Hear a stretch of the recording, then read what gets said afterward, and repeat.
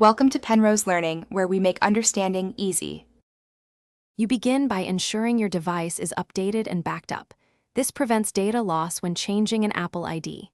First, go to Settings and verify software version, then run an iCloud backup so you have a restore point.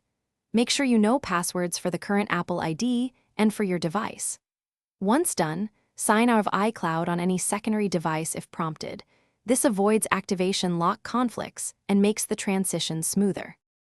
Next, sign out of the old Apple ID directly in Settings under your name and choose which data to keep on the device. This preserves local copies of contacts or notes. Then sign in with the new Apple ID or create one if needed. Follow on-screen verification and enter two-factor codes when requested.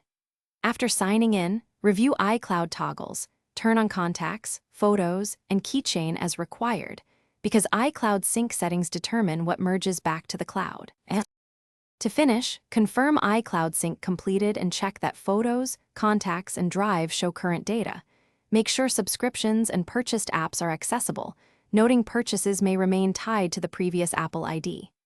Update family sharing or payment methods if necessary. If you hit problems, restart the device, sign out and back in, and re-enter credentials. If activation lock or verification fails, use the Apple ID account page to manage devices and reset passwords.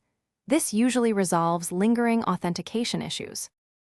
Thanks for watching. If this was helpful, leave a like and consider subscribing. See you next time.